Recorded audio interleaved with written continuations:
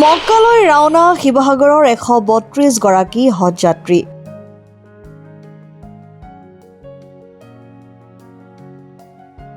শিৱসাগৰৰ জেঙনিকটীয়া মছজিদত সমূহীয়া দোৱাত অংশগ্ৰহণ কৰে হজযাত্ৰীসকলে। প্ৰায় 500 লোকৰ উপস্থিতিত সমূহীয়া দোৱাৰ লগতে বিদায় জনোৱা হয় হজযাত্ৰীসকলক।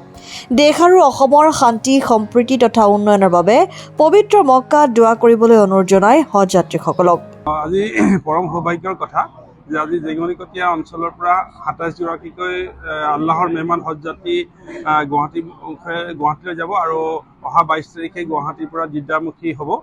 আৰু আজি গোটেই শিৱসাগৰৰ পৰা 142 গৰাকী হজযাত্ৰী ইতিমধ্যে আমি আজিৰ তাৰিখতে সম্পূৰ্ণ হিচাপে বিদায় দিয়া হৈছে। আমি আশা ৰাখিছোঁ যে সকলো হজীসকলৰ হজ সহজ হওক আৰু তেওঁলোকৰ যোৱা অহাৰ পথ নিৰাপদ হওক। আমি শিৱসাগৰবাসী ফালৰ পৰা আজি জেঙনিকটীয়া সন্মানীয় মছজিদত সকলো 27 গৰাকী হাজীসকলক লৈ বিভিন্ন ঠাইৰ পৰা অহা বা ইয়াৰে অঞ্চলৰ তেখেতসকলে আনুষ্ঠানিক দোৱা হ'ল। ময়ো ইয়াত অংশগ্ৰহণ কৰিলোঁ দোৱাত। আল্লাহ পাক আশা ৰাখিছোঁ যে তেখেতসকলৰ হজ সকলো দিশৰ পৰা সহজ হ'ব আৰু সকলো দিশৰ পৰা তেখেতসকলৰ হজৰ ক্ষেত্ৰত আমি সম্পূৰ্ণ নিৰাপত্তাৰ ক্ষেত্ৰত চৰকাৰে যি সহযোগিতা লৈছে এইখিনি ক্ষেত্ৰত আমি প্ৰশংসা কৰিছোঁ। আৰু লগতে আমাৰ এই অঞ্চলৰ পৰা যোৱা হজীসকলক যাতে আল্লাহ পাক ৰব্বুল যাতে সকলো দিশৰ পৰা হজৰ কামখিনি সম্পূৰ্ণ কৰায় তাৰ বাবে আমি এই আনুষ্ঠানিকভাৱে আজি জেঙনিকটীয়া সন্মানীয় মছজিদত দোৱা এটা আয়োজন হয়, তাতে মই অংশগ্ৰহণ কৰিলোঁ।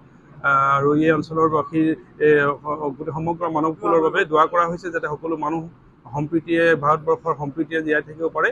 হজীসকলে যাতে এই গুৰু দায়িত্ব দি পঠোৱা হৈছে যাতে তেখেতসকলে মক্কা মদিনাত পবিত্ৰ স্থানত গৈ পেলাই সমগ্ৰ ভাৰতবাসীৰ বাবে অসমৰ উন্নয়নৰ বাবে তেখেতসকলে যাতে আল্লাহৰ ওচৰত দোৱা কৰে, অসমখন যাতে উন্নতি হয়। আমি শিৱসাগৰ জেঙনিকটীয়াৰ জামে মছজিদৰ অন্তৰ্গত সুন্নত জামাতৰ পৰা প্ৰায় 26 গৰাকী হজযাত্ৰীক আমি হজ কৰিবলৈ আগবঢ়াই দিছোঁ। তেখেতসকলক আজি প্ৰায় 500 ব্যক্তিৰ সাক্ষাতত দোৱা কৰি আজি আমি তেখেতসকলক গুৱাহাটীত থৈ আহিম। তাৰ পৰা তেখেতসকলে 22 তাৰিখৰ দিনা উৰাজাহাজৰ যোগেদি জিদ্দালৈ ৰাওনা হ'ব। আৰু সকলোৱে দোৱা কৰিছে যাতে অসমৰ পৰিস্থিতি ভাল হয়, অসমত যাতে শান্তি বিৰাজ হয় আৰু অসম চৰকাৰ, আৰক্ষী প্ৰশাসন, জিলা প্ৰশাসন আদি সকলোৱে আমাক যি ধৰণে সহায় কৰিছে এই হজযাত্ৰীসকল ওলাই যোৱাৰ ক্ষেত্ৰত আমি চৰকাৰ, জিলা প্ৰশাসন, আৰক্ষী প্ৰশাসনক আমি কৃতজ্ঞতা জ্ঞাপন কৰিছোঁ।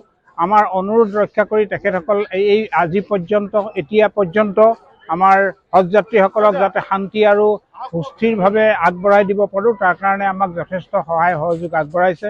এই ক্ষেত্ৰত শিৱসাগৰ আমাৰ জেঙনিকটীয়াৰ সমূহ যুৱকক আমি ধন্যবাদ জ্ঞাপন কৰিছোঁ, সমূহ সুন্নত জামাতক আমি ধন্যবাদ জ্ঞাপন কৰিছোঁ।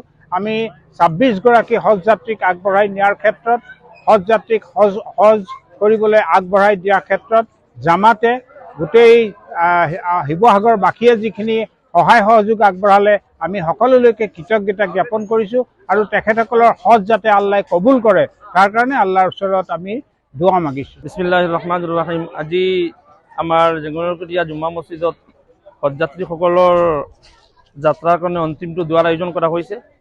আজি জেঙনিকটীয়া জমাতৰ ফালৰ পৰা প্ৰায় 26 গৰাকী ব্যক্তিক আমি অন্তিমটো দোৱা দি তেখেতসকলক বিদায় দিলোঁ।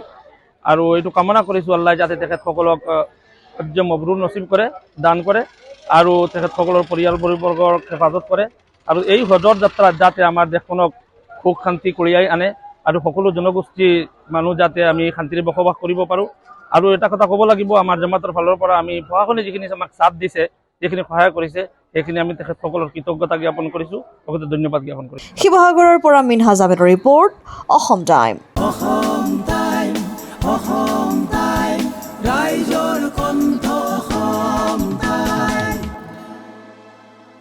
আপোনাৰ প্ৰিয় চহৰ নলবাৰীত নিজাববীয়াকৈ বসবাস কৰাৰ সপোন আছে নেকি?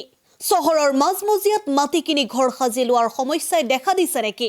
সেই সমস্যা এতিয়া আৰু নাই। চহৰৰ মাজমজিয়াত মাটি নিকিনাকৈ নিজে ঘৰ নসজোৱাকৈ এটা বিলাসী ঘৰৰ গৰাকী হ'ব পাৰিব আপুনি। নলবাৰীত প্ৰথমবাৰৰ বাবে সেই সুবিধা আহিছে। নলবাৰীত প্ৰথমটো ৰেৰাৰ দ্বাৰা অনুমোদিত আটকধুনীয়া এপাৰ্টমেণ্ট এতিয়া চহৰৰ গোপাল বজাৰত নিৰ্মাণ হৈ উঠিছে। আটকধুনীয়া আহল বহল এপাৰ্টমেণ্ট তীৰ্থদ্বীপ এনক্লেভ।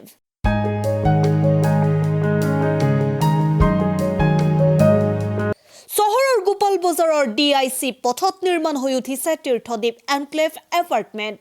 2টা আৰু 3টা আটকধুনীয়া শোৱনি কোঠাযুক্ত সপোনৰ ঘৰ, যথোপযুক্ত গাড়ী পাৰ্কিঙৰ সুবিধা, নিৰিবিলি পৰিৱেশ, যাতায়াত আৰু যোগাযোগৰ উপযুক্ত সুবিধা।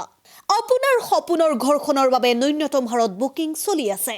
পলম নকৰি এতিয়াই যোগাযোগ কৰক 9706010636 আৰু 9954253864 নম্বৰত।